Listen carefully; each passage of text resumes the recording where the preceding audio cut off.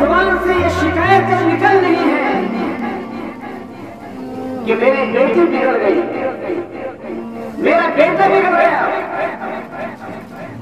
میں اپنے والدین سے پوچھنا چاہتا ہوں، آخر ایسا کیوں ہوا؟ کیا ہم نے کبھی جھانکنے کی کوشش کی اپنے دامن کو؟ جبکہ حدیث میں اللہ کے نبی صلی اللہ علیہ وسلم نے ارشاد فرمایا،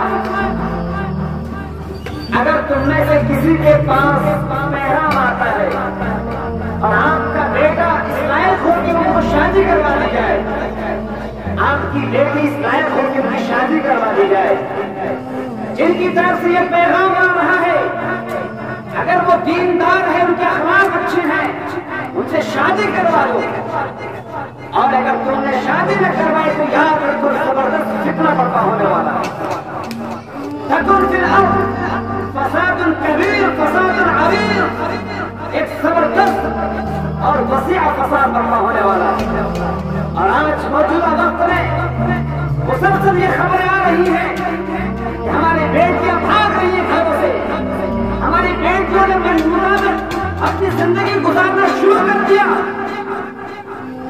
اس کی غلطی ہم اپنے اولاد کے ساتھ ٹھوکتے ہیں، اپنے علماء سے کہتے ہیں، مفتیان سے پوچھتے ہیں کہ ہمارے بیٹے ہماری بات نہیں مان رہے ہیں، ہماری بیٹیاں ہماری بات نہیں مان رہی ہیں۔ غلطی تو ہم نے خود کی ہے۔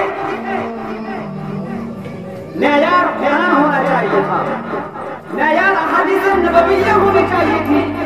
ہم نے معیار معاشرے کو بنا دیا، ہم نے معیار سماج کو بنا دیا۔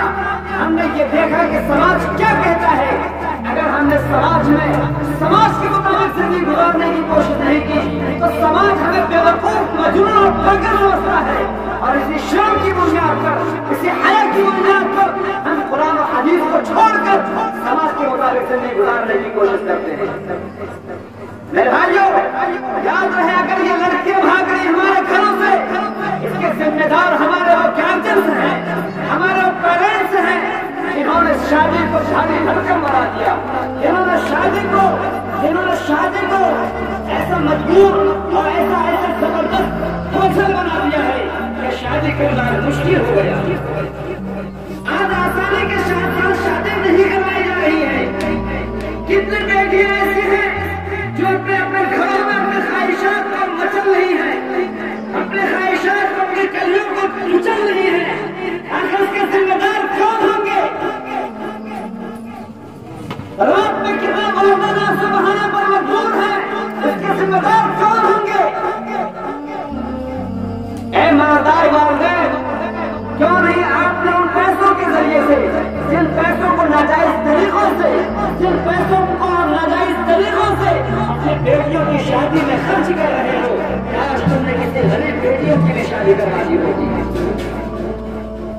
آپ کے دل میں کبھی دھڑکن پیدا ہوئی؟ آپ نے پورے آن بان شان کے ساتھ اپنے بیٹے کو رخصت کیا اپنے گھر سے، لیکن کیا کبھی آپ نے تصور کیا، غور کیا؟ کتنی بیٹیاں ایسی ہیں جو 40 سال گروس کر چکی ہیں، 45 سال گروس کر چکی ہیں، ان کی شادی سے کسی بنیاد پر نہیں ہو رہی ہے کہ جہیز کا مطالبہ ہو رہا ہے۔ آخر وہ جہیز کہاں سے لائے؟ آخر وہ کون مجرم ہے جنہوں نے جہیز کی شکلوں کو ایجاد کیا؟ آخر وہ کون بڑا ڈکیت ڈاکو ہے جنہوں نے جہیز کا مطالبہ کیا؟ کیا ہمارے نبی نے کبھی جہیز لیا یا دیا؟ ہمارے نبی کے پاس کیا بیٹیاں نہیں تھیں؟ ہمارے نبی نے اپنی بیٹیوں کی شادی نہیں کروائی؟ یہ مجرم لوگ ہیں، یہ گنڈے لوگ ہیں، یہ ڈکیت لوگ ہیں جو اللہ کے نبی صلی اللہ علیہ وسلم کے اس عمل کو جہیز کے لیے دلیل ثابت کرتے ہیں کہ انہوں نے اپنی بیٹی فاطمہ کو جہیز میں سامان دیے۔ یہ سراسر جھوٹ ہے، یہ سراسر اللہ کے نبی صلی